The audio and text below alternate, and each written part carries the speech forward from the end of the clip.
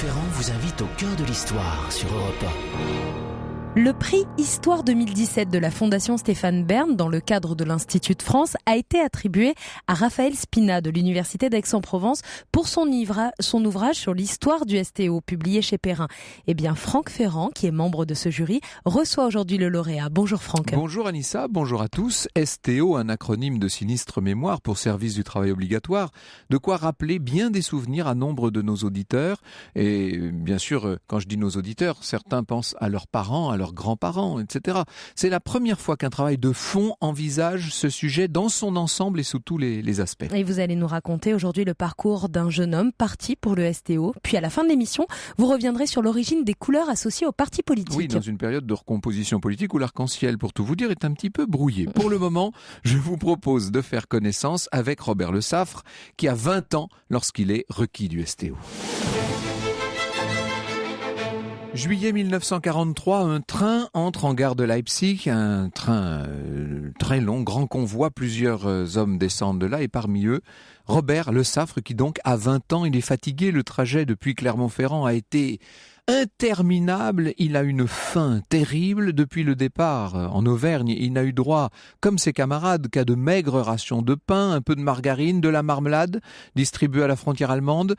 Et comme eux, Robert va être emmené vers un car. Il monte dans ce car et après 8 kilomètres, il en descend et voit une usine, des baraques en bois alignées, des clôtures de barbelés, des allées sablées.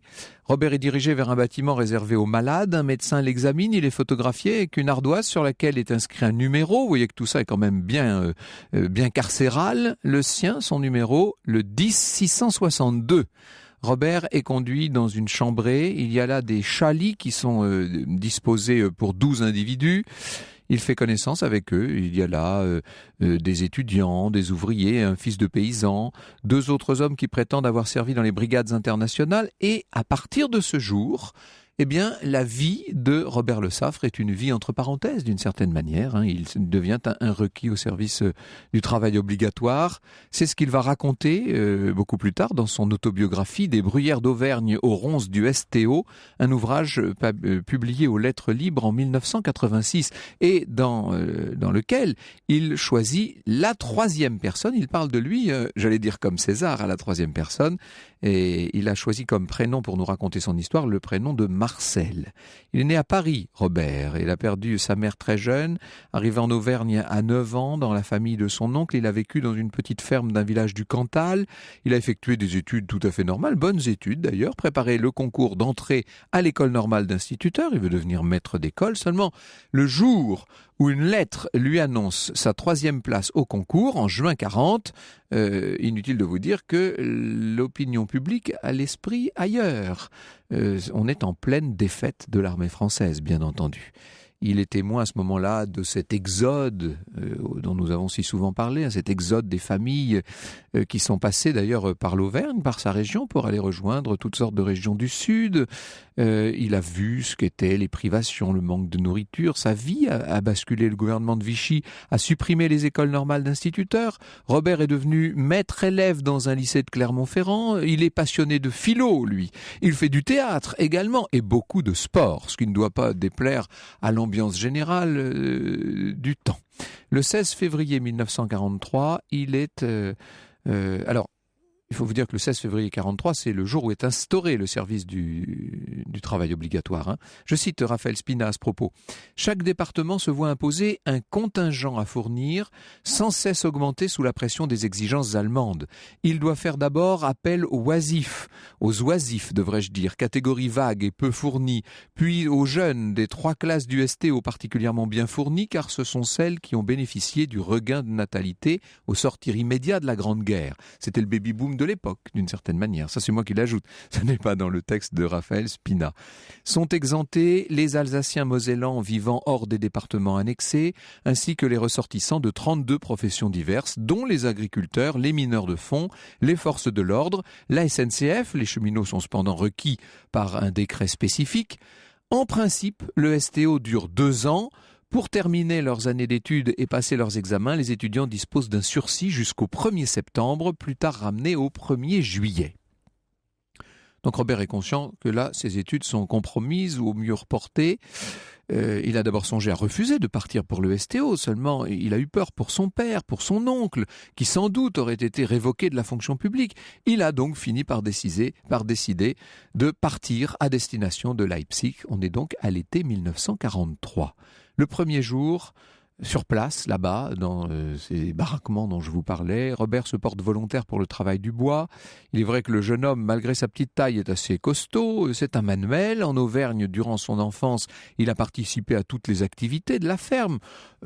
Chercher l'eau du puits, s'occuper des animaux, etc., etc. Même tourner la lourde manivelle pour baratter la crème les jours de beurre ou attraper encore une volaille pour le repas du dimanche. Bref, il se dit que en étant comme ça volontaire pour le travail du bois, ça devrait lui éviter de travailler sur une machine. Et avec un autre requis, il va devoir fabriquer une armoire. Seulement, au bout de 2 semaines, le contremaître s'aperçoit que la fabrication n'a pas avancé. Robert devient perceur dans la métallurgie. Il est embauché ensuite à l'usine Azac comme ouvrier spécialisé. Cette usine fabrique des armes anti-chars. Un seul mot d'ordre, répété, inscrit partout, Arbeit. Et tous ceux qui ont été victimes de cette grande expérience connaissent évidemment ce mot par cœur. Robert travaille sur une énorme machine bruyante, une rectifieuse dont les vapeurs l'empêchent de respirer. Il travaille du lundi au dimanche 12 heures par jour, une semaine en journée et l'autre de nuit. Il est rapidement épuisé par le rythme, surtout lorsqu'il travaille de nuit. Ça lui vaut d'ailleurs un avertissement du contremaître, puis une contravention, puis pas une contravention, une convocation au grand bureau des contrôles. Sa fatigue est liée à l'absence de sommeil. C'est ce qu'il a le plus de mal à supporter. Quand il travaille en équipe de nuit, il est réveillé le jour par ses camarades de chambrée, donc il ne peut pas dormir correctement le jour.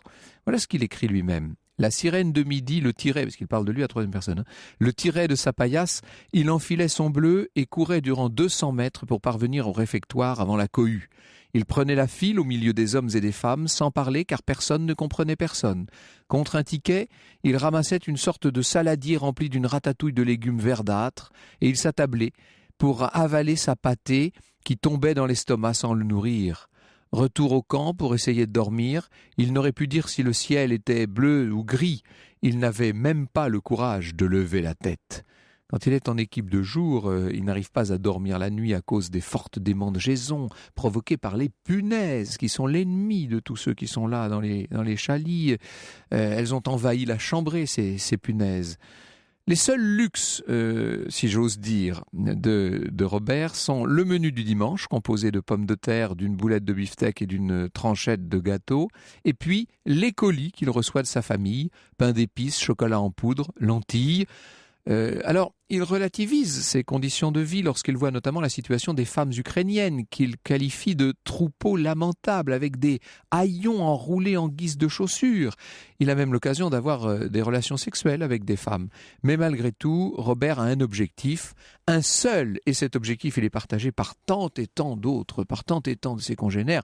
Son idée fixe est la suivante, s'évader. Franck Ferrand vous conte l'histoire sur Europe 1. Alors Franck, cet après-midi, vous nous racontez la vie d'un requis au service du travail obligatoire, Robert Le Saffre. D'après son ouvrage paru en 1986, Des bruyères d'Auvergne aux ronces du STO. Alors on vient de le vivre avec vous. Robert arrive dans une usine de Leipzig à l'été 1943, quelques mois après l'instauration du STO en février de la même année. Est-ce que c'était la première fois, est-ce que c'était la première tentative entreprise par les autorités françaises et allemandes dans ce domaine ? Alors non, dès l'automne 40, il y a tout de suite des volontaires français qui s'en vont travailler en Allemagne. On en comptera avant l'institution, on en parlait à l'instant avec Raphaël Spina, avant l'institution de la loi de 43, on compte jusqu'à 200 000 de ces travailleurs en fait. Et au total, sur l'ensemble de l'occupation, c'est plus de 700 000. Alors il ne faut pas confondre évidemment les volontaires et les requis du STO qui eux sont forcés. Et c'est bien parce qu'il n'y avait pas assez de volontaires que les Allemands ordonnent au régime de Vichy de passer à l'institution d'un travail obligatoire. Au 4 septembre 1942, il y a eu entre 200 et 250 000 volontaires à partir. Voilà. Et à partir de septembre 1942, on passe à la réquisition. Et la loi du 16 février 1943 n'est que la deuxième. à un moment où il est déjà parti entre 250 000 et 300 000 personnes de force. Et le nombre va encore doubler. Alors on va revenir bien sûr sur ces chiffres et sur ces différentes politiques, sur les accords qui sont passés entre les autorités de Vichy et celles du Reich. Au début de l'année 1944, à Leipzig et dans ses environs, les bombardements sont de plus en plus intenses, les alertes retentissent de plus en plus souvent, parce que la guerre est en train de prendre un tout autre tour, bien entendu. Les 150 Français du STO qui sont là sur place sont déplacés dans une salle des fêtes, nous raconte Robert, et entre le travail et les alertes, on peut dire que les moments de repos sont quasiment inexistants. Enfin, il y a un petit peu de temps en temps, on peut jouer aux cartes, on lit un petit peu. Robert en profite pour apprendre l'allemand d'ailleurs. Et avec un autre camarade qui s'appelle Tadevin, qui est interprète, et un autre homme, Justin, il va monter un plan pour s'évader. Parce que, je vous le dis encore une fois, s'il apprend l'allemand, ce n'est pas tout à fait pour rien. Ils n'ont qu'une obsession, c'est s'évader. Il va réussir à faire fabriquer de faux documents qui prouvent que l'usine a été bombardée, que les Français ont dû être transférés dans une autre ville, et dans leur périple, donc c'est tout leur subterfuge si vous voulez, et dans leur périple, ils pourront être aidés par deux femmes que Robert connaît, ils obtiennent des billets de train qu'elles leur ont achetés notamment, etc. En attendant, chacun des trois s'arrange pour se retrouver en situation de ne plus pouvoir travailler. Robert va s'ébouillanter la main droite, ce qui l'empêche d'actionner le levier de la rectifieuse dont je vous parlais. Tadevin s'arrange pour devenir aphone, ce qui quand même est assez gênant pour un interprète, vous l'avouerez. Quant à Justin, il réussit à avoir un arrêt de travail pour vertige. Il n'a pas beaucoup à se forcer, le pauvre. Robert raconte toujours. Le 12 mars au matin, tous trois avançaient dans le hall de la gare, perdus dans le grouillement de la foule. Tadevin pressait machinalement les certificats tamponnés et rédigés dans les règles. Ils pénétrèrent sur le quai, au dôme vitré, brisé par les déflagrations des bombes. La locomotive surgit avec fracas et son tourbillon leur coupa le souffle.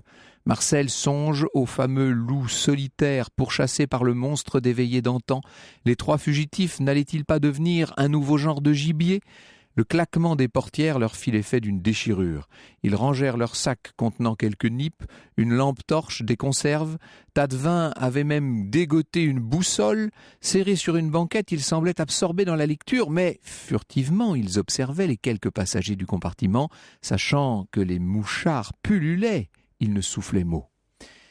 Un peu plus tard, lors du contrôle des billets, un feldgendarme leur dit qu'il va descendre à la même gare qu'eux, à Kreisheim, et il les accompagne, il se propose pour les accompagner à la fameuse usine où ils sont censés, vous savez, où ils sont censés rejoindre leur poste. Seulement avant, il va téléphoner à l'usine d'où ils viennent, celle de Hazag à Leipzig. Alors là, inutile de vous dire que ça devient extrêmement difficile, c'est même impossible. Le poteau rose est découvert et bien sûr, Robert et ses compagnons sont arrêtés. Alors il va être avec ses camarades jeté dans un cachot de 3 mètres sur 3 avec des lits de fer et pour seule lumière une lucarne grillagée près du plafond. Robert tombe malade, il va être victime d'une jaunisse. Ses deux compagnons alertent les gardiens, mais ces gardiens ne veulent rien savoir. Le seul repas est toujours cette espèce de liquide marron dans une gamelle 3 fois par jour. Robert n'a même pas droit à une couverture supplémentaire, bien qu'il soit très malade. Et ce n'est qu'au bout de 6 jours qu'enfin il est pris en charge. On va lui donner des tisanes. Ses camarades sont repartis, eux, pour l'usine de Leipzig. Donc on va lui donner leur couverture. Il est soigné à l'infirmerie de la prison. Il est reconduit à son tour à Leipzig par train. Et il va évidemment garder des séquelles de sa maladie, et ce jusqu'à son retour en France, notamment un urticaire extrêmement persistant et gênant. Il écrit « L'effroyable odyssée allait durer 8 jours, le train freinait et s'arrêtait sans cesse n'importe où. Plus tard, Marcel comprit, Marcel c'est lui, comprit pourquoi. Le convoi transportait les indésirables du Grand Reich, tous les autres trains avaient priorité sur lui. Au fil des gares, à la manière du petit poussé, il déposait sa cargaison dans tous les camps imaginables, dont le camp 21, dans lequel on ne pouvait survivre que plus de 21 jours, d'où son nom, à moins d'être un surhomme. Se trouvaient mêlés dans chaque wagon des déportés politiques, des bohémiens, des hommes en cavale, des condamnés pour délits de toute nature. Pas étonnant qu'on les enchaînât tels des bagnards. Il est donc menotté lui-même, il n'a droit 2 fois par jour qu'à une tranchette de pain rassis, un carré de margarine, une gamelle d'eau qui passe de bouche en bouche, et la nuit, il dort avec les autres prisonniers sous un hangar désaffecté ou dans une caserne, enfin comme ça se présente.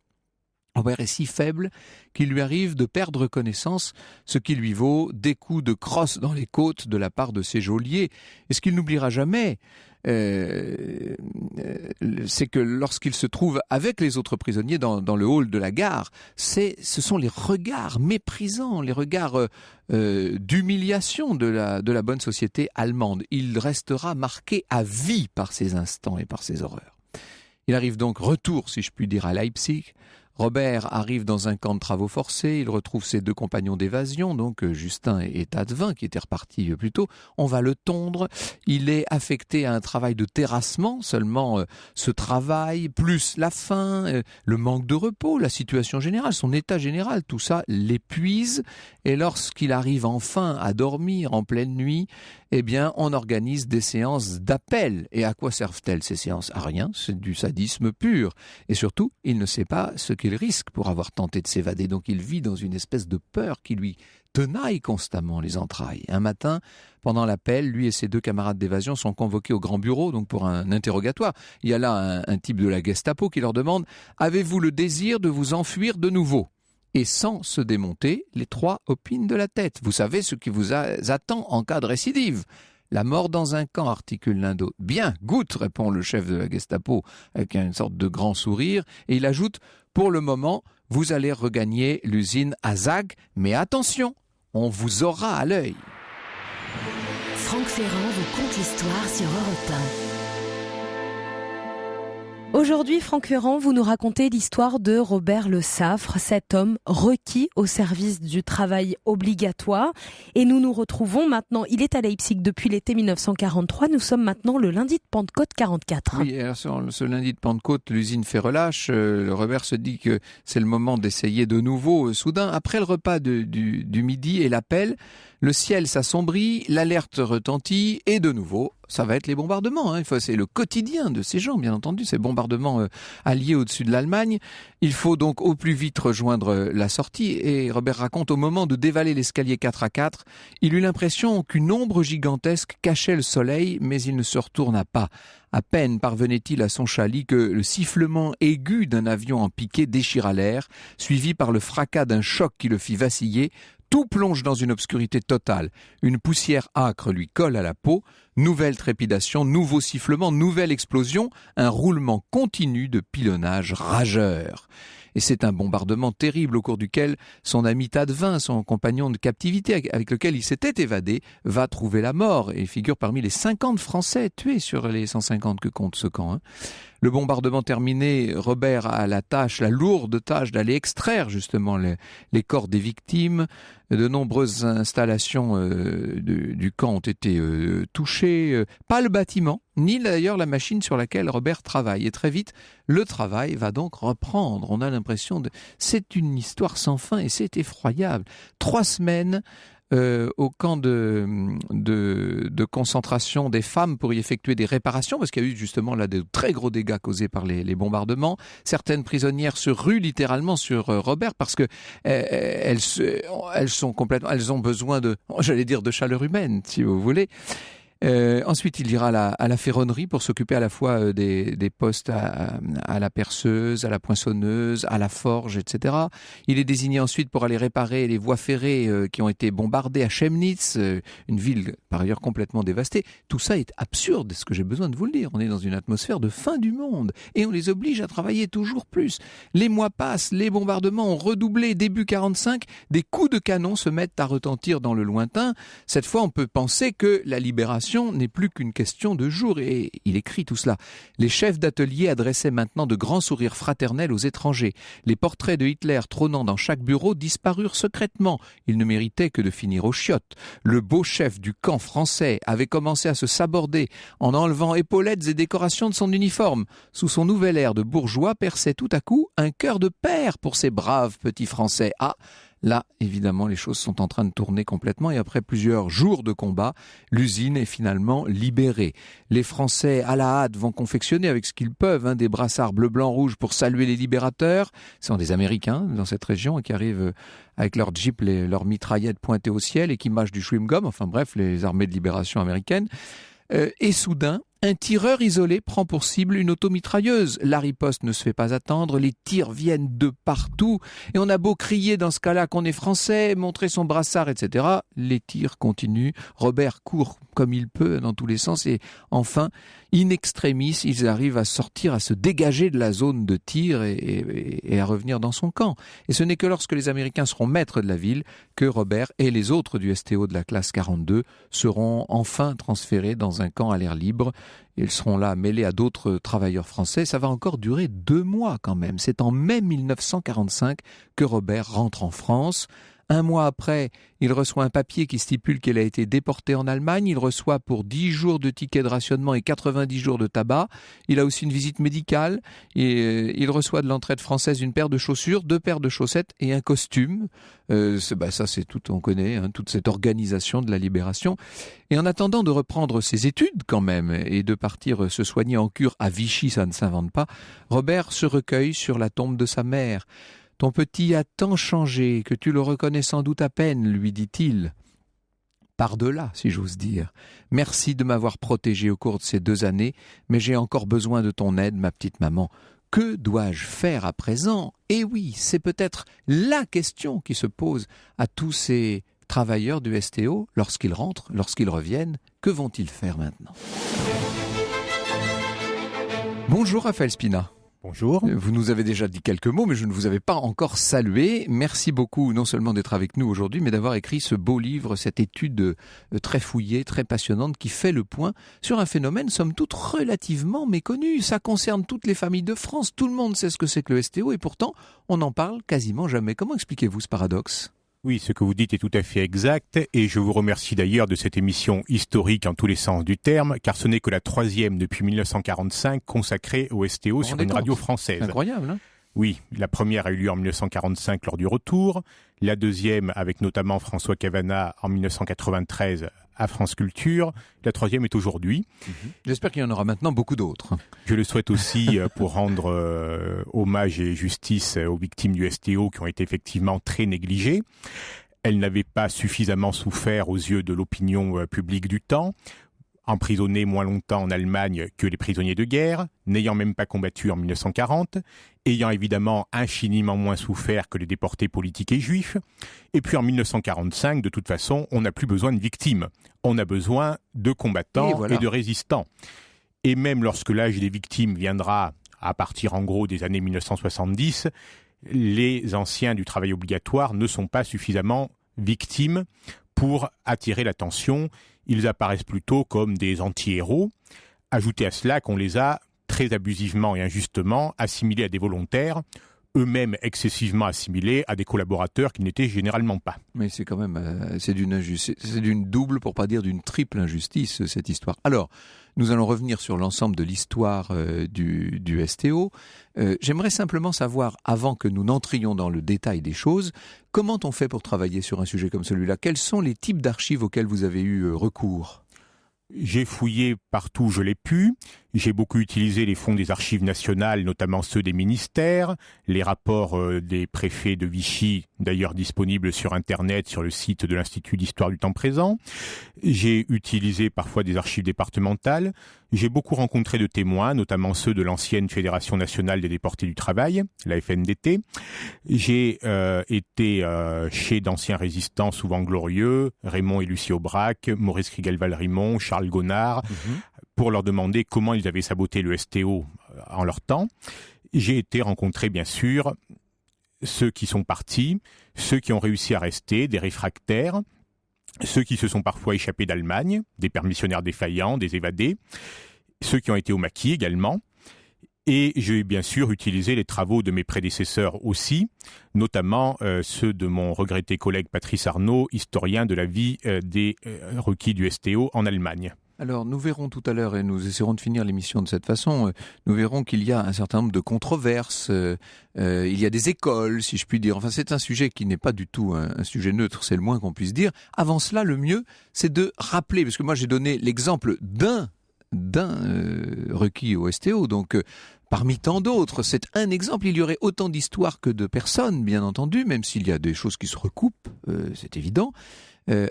Cet exemple nous a permis d'entrer dans le sujet, mais maintenant il faudrait que nous clarifions les choses et que nous disions bien quand, comment, pourquoi. Nous y venons dans un instant. Europe 1, au cœur de l'histoire. Franck Ferrand. Chez Jeanne, la Jeanne, son auberge est ouverte aux gens sans feu ni lieu. On pourrait l'appeler l'auberge du bon Dieu, s'il n'en existait déjà une, la dernière où l'on peut entrer sans frapper, sans montrer patte blanche. Un extrait de Jeanne de Georges Brassens sur Europe 1. Georges Brassens, lui-même un ancien du service du travail obligatoire. Qui a été protégé, caché par cette fameuse Jeanne à laquelle il rend hommage. Au cours d'une de ses permissions, il est resté, il n'est pas reparti au STO. Nous sommes au cœur de l'histoire du STO cet après-midi. Grâce à votre invité, nous découvrons plus en détail ce service du travail obligatoire. Vous recevez Raphaël Spina, qui est ancien élève de l'école normale supérieure, agrégé d'histoire. Il enseigne à l'université d'Aix-en-Provence et il est l'auteur d'Histoire du STO, paru chez Perrin. Vous êtes très nombreux à réagir sur les réseaux sociaux. Romain nous dit « Évoquer le STO en cette journée de mobilisation et de grève, c'est du génie. » Oui, du génie involontaire, dois-je le dire, mais c'est vrai que c'est un petit clin d'œil, on peut l'admettre. Alors, Raphaël Spina, un mot peut-être justement sur Brassens, sur les chansons. On a du mal à illustrer une émission comme celle-là, car il n'y a pas de chansons sur le STO, par exemple. Non, les anciens du STO sur place ont écrit évidemment beaucoup de chansons, mais dont aucune n'a été suffisamment répandue ni n'est passée à la postérité. Georges Brassens a composé ses premières chansons, comme Pauvre Martin notamment, au travail obligatoire à Basdorf près de Berlin. Et il devait renouveler assez fréquemment puisque l'auditoire ne changeait pas. Néanmoins, lui-même n'avait pas parlé de son STO. Et ce n'est peut-être qu'indirectement que l'on peut se demander si la chanson pour l'Auvergnat n'est pas aussi un remerciement bien sûr. À Jeanne et Marcel Planche qui l'ont hébergé lorsque, comme plus de 100 000 anciens STO, Georges Brassens n'est pas reparti de permission. C'est-à-dire qu'il y avait des permissions et certains permissionnaires restaient cachés pour ne pas repartir. C'est un phénomène énorme. Il y a eu 180 000 permissions accordées par les Allemands et 100 000 d'entre eux, de ces permissionnaires, ne sont pas repartis. Se sont cachés à domicile, dans des fermes, se sont fait régulariser avec des faux papiers ou des faux certificats médicaux, ou sont quelquefois partis au maquis et entrés dans la résistance. Mais globalement, les Allemands ont bien dû suspendre à la fin toutes les permissions, car plus personne ne repartait.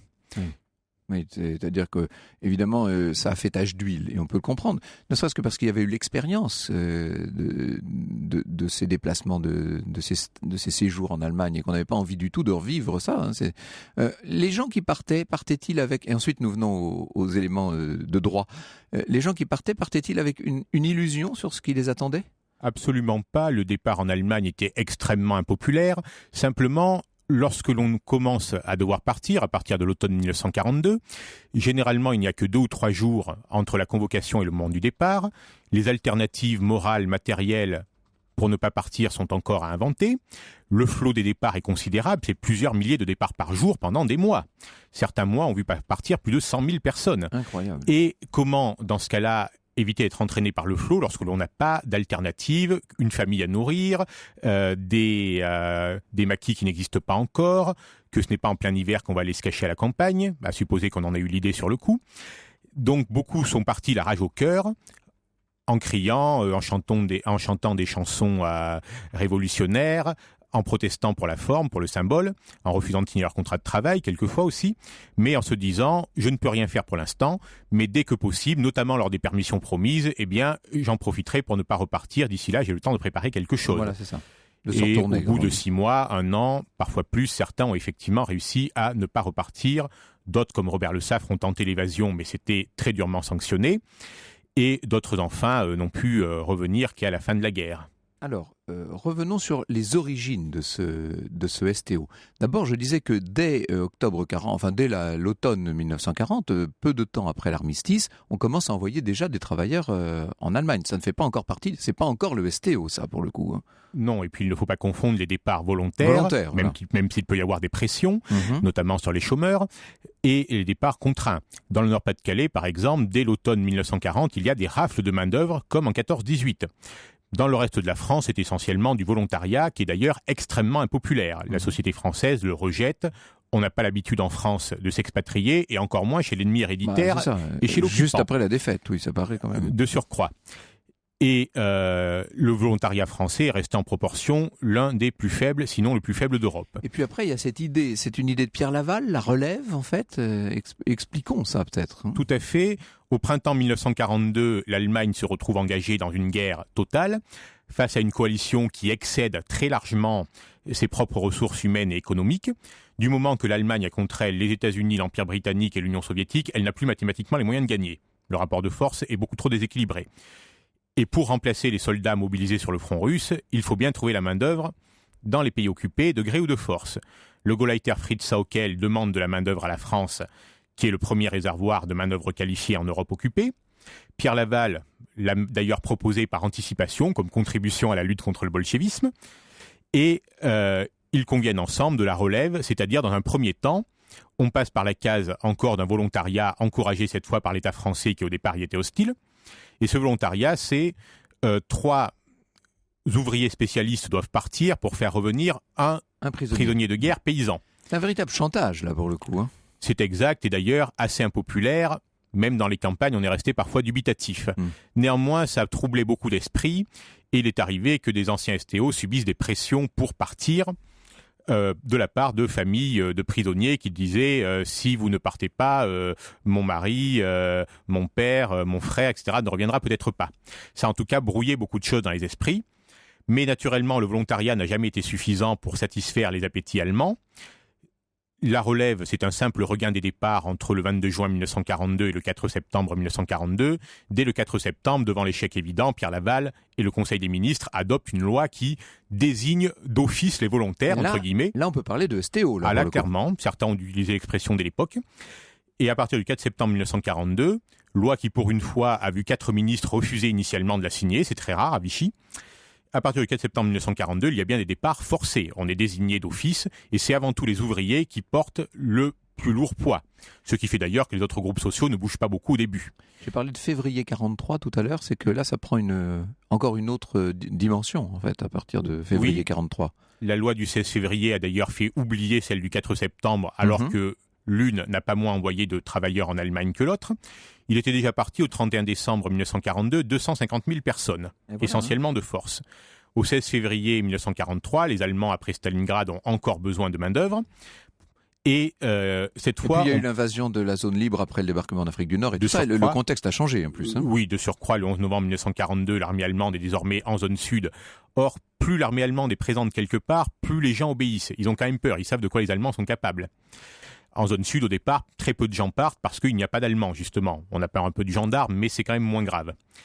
Et le 16 février 1943, l'État français passe désormais au recrutement par classe d'âge.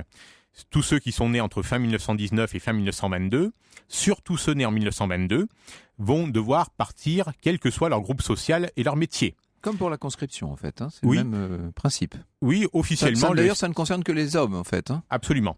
Et officiellement, le STO est un substitut de service militaire assez original, évidemment. Il s'agit de faire son service en allant travailler pour l'ennemi. Oui. Et pour la seule fois dans l'histoire du travail forcé en Europe, c'est un gouvernement qui, par ses propres lois, envoie sa propre population travailler chez l'ennemi, chez l'occupant, alors qu'ailleurs, ce sont des ordonnances allemandes qui en décident. C'est-à-dire que là, mais ça, soyons bien clairs à ce propos, parce que c'est fondamental dans tout ce que vous nous expliquez, ce ne sont pas des réquisitions du... Alors, bien sûr qu'il y a des demandes du côté allemand, mais c'est bien le gouvernement français, en l'occurrence le gouvernement de Vichy, qui organise les choses. Tout à fait, et il faut bien dire que l'administration a été très efficace, préfet, inspecteur du travail en bonne partie, quelquefois les maires, mais beaucoup ont aussi freiné les réquisitions.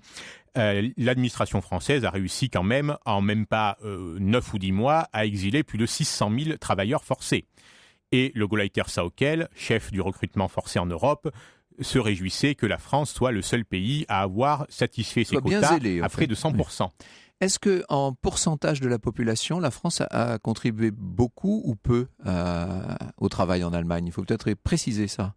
Alors, tout dépend évidemment du quota demandé par les Allemands. Ces quotas ont été intégralement satisfaits jusqu'à l'été 1943. Et s'il n'y a pas eu plus de Français à partir, c'est que les Allemands n'en ont pas demandé plus.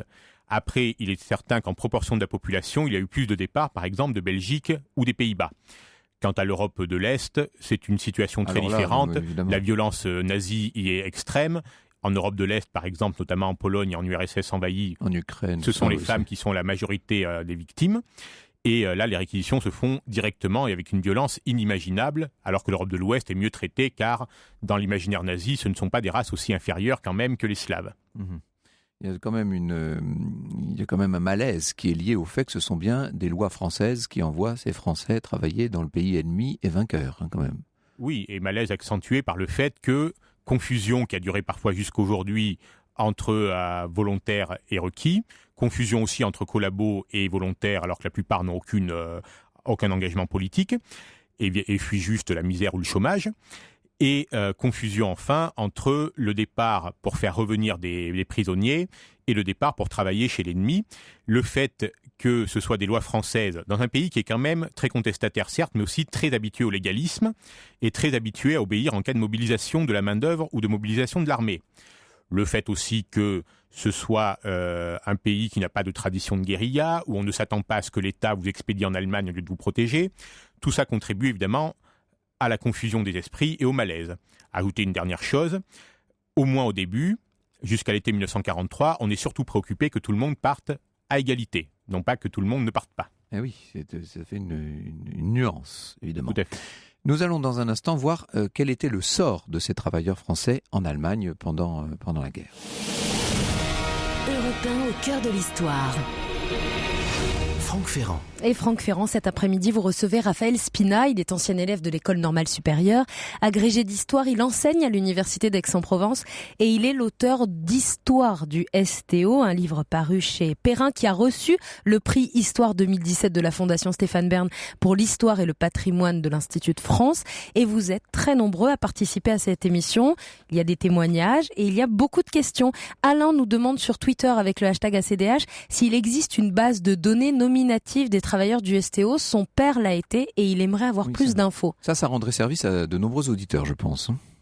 À ma connaissance, non, il n'en existe pas, mais le bureau central des archives du monde combattant à Caen contient de nombreux dossiers nominatifs et cela ne coûte rien de s'y adresser via le ministère des Anciens Combattants. Alors justement, anciens combattants, monde combattant, vous employez là des mots qui ont longtemps fait un peu polémique, disons les choses. Quel est le statut réel de ces travailleurs français en Allemagne ?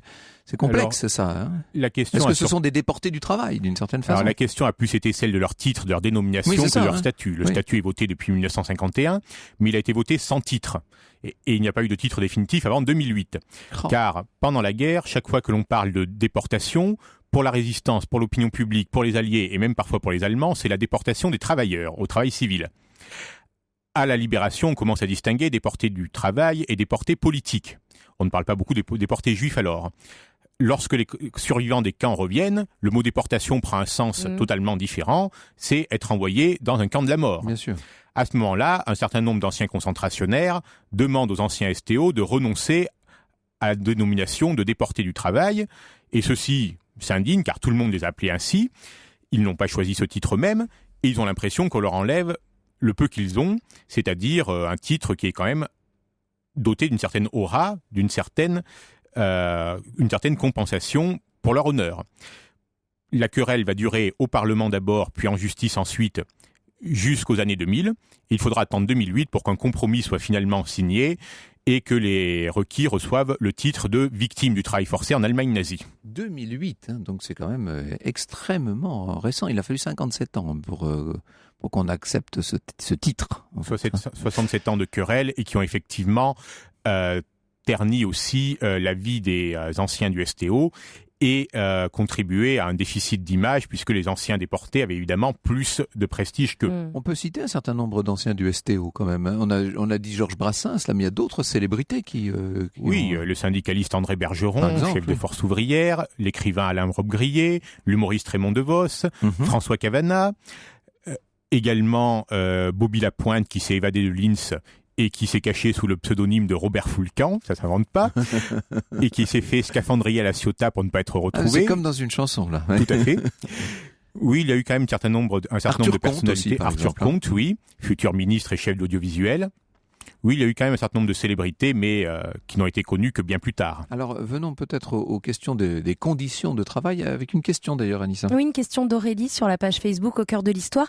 Les conditions de vie dont vous parlez pour les personnes étant requises pour l'Allemagne étaient-elles les mêmes pour ceux qui étaient en Autriche ? Oui, naturellement. L'Autriche faisait partie alors de l'Allemagne. Il est à noter qu'aujourd'hui, l'Autriche indemnise les survivants du STO, ce que ne fait pas l'Allemagne. Oui, voilà, c'est ça. L'Allemagne a toujours refusé cette idée d'indemnisation.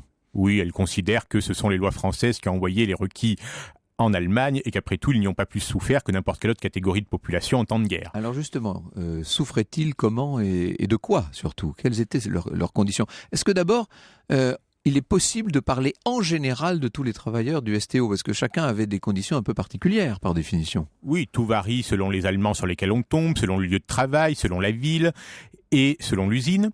Néanmoins, dans l'ensemble, les anciens du STO ont massivement souffert, disent-ils dans leurs souvenirs, de l'ennui, du cafard, comme ils disaient, la déprime, le fait d'être coupés de leur famille et de leur pays, d'être violemment dépaysés. Le travail n'était pas systématiquement pénible. Par contre, les cadences étaient très lentes, ce qui les surprenait. Il y a eu plus de bore-out que de burn-out. Et autrement dit, on s'ennuyait beaucoup. Oui. Le travail était peut-être moins souvent critiqué que les médiocres conditions de logement et de nourriture, qui étaient cependant très variables. Et sur les 25 000 à 35 000 STO qui ne sont pas revenus, la majorité sont morts sous les bombardements. Les autres, c'est des maladies mal soignées, souvent. C'est-à-dire que ces bombardements de la fin de la guerre ont considérablement aggravé les conditions, à tout point de vue, bien sûr. Hein. Les camps flambaient, évidemment. Les usines étaient saccagées. Et des milliers de STO y ont perdu la vie.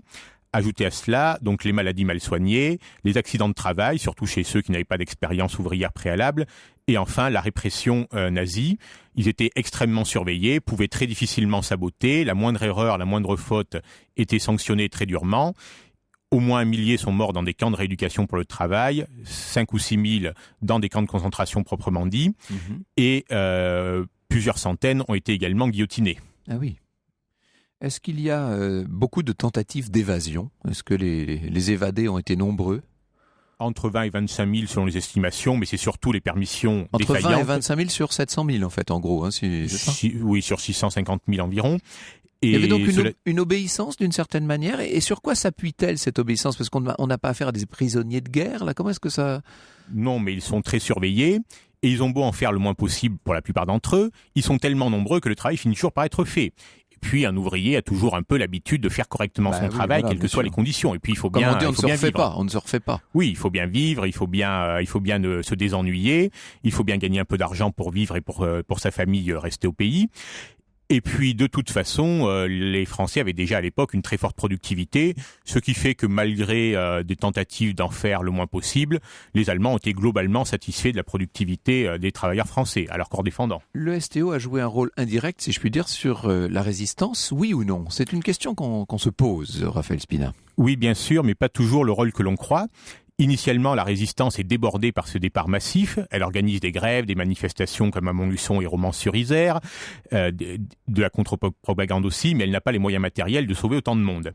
Et sur les 250 000 réfractaires au STO, les 3/4 se sont cachés en ferme, ou encore une minorité à domicile. Parce que de toute façon, on n'a pas les moyens d'héberger autant de monde dans un maquis, de les ravitailler, de les équiper, de les instruire politiquement et militairement. Et moins de 50 000 personnes, finalement, parmi les réfractaires au STO, sont allés au maquis. Et initialement, les résistants sont débordés et ne savent pas comment gérer le maquis. C'est un cadeau empoisonné que leur font les Allemands, en fait. Oui, c'est-à-dire que la question est beaucoup plus subtile qu'il n'y paraîtrait. On s'imagine qu'avec le STO, d'un seul coup, c'était un moyen considérable pour les maquis de grossir. C'est pas aussi simple que ça, en fait. Non, et d'ailleurs, quand les maquis commencent vraiment à devenir un enjeu en mars 1943, il est déjà parti près de 500 000 personnes. Et voilà, d'ailleurs. Les Allemands étaient tout à fait bénéficiaires, et il faut des mois avant que les maquis soient organisés et capables de passer à l'offensive. Oui, mais ça, c'est bien de le dire, parce qu'on finit par avoir des idées fausses comme ça qui se répandent et qui sont véhiculées. Alors, vient le moment du retour. Extraordinaire, le retour là aussi, quasiment autant d'histoires que de personnes différentes. Oui, ça a été assez épique. Ceux qui ont été libérés par les soviétiques ont dû passer par l'Union soviétique et par le port d'Odessa et ont mis parfois des mois avant de revoir la France, à l'été 1945.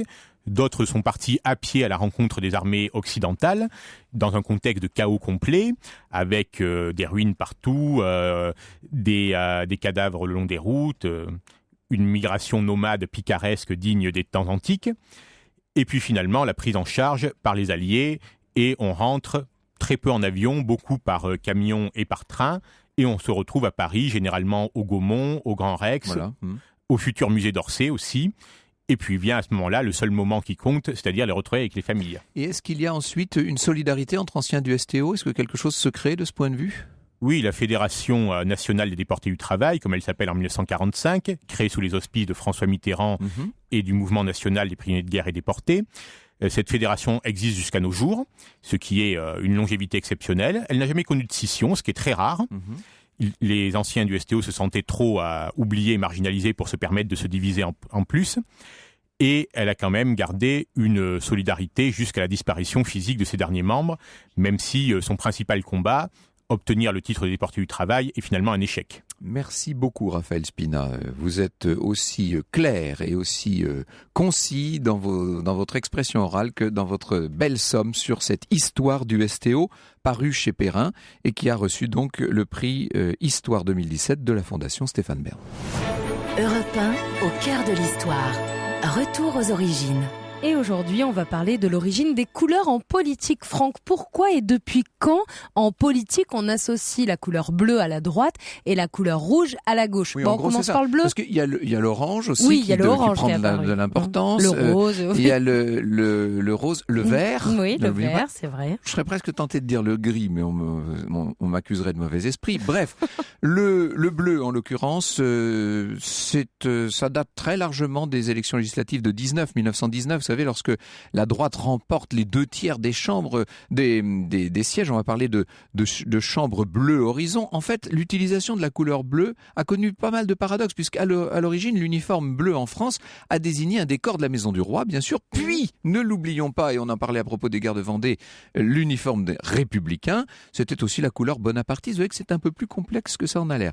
Pour ce qui est du rouge associé au mouvement révolutionnaire, on trouve la trace du drapeau rouge avec l'étendard de la République romaine depuis l'Empire romain avec les insignes SPQR, vous savez, Senatus Populusque Romanus. Au Moyen-Âge, l'oriflamme de l'abbaye de Saint-Denis, que je sache, était une étoffe rouge garnie de flammes dorées. Pour l'instant, rien de bien révolutionnaire. Le drapeau rouge, par la suite, devient le drapeau du peuple. Sous l'Ancien Régime, un drapeau rouge était hissé au moment où il fallait disperser la foule. Et vous savez qu'après l'arrestation de Louis XVI à Varennes, une foule rassemblée en grand nombre en juillet 91 va proclamer la destitution du roi. Et là, le drapeau rouge est hissé. Voilà des symboles qui, eux, alors là, incontestablement, sont historiques. Au cœur de l'histoire sur Europe 1.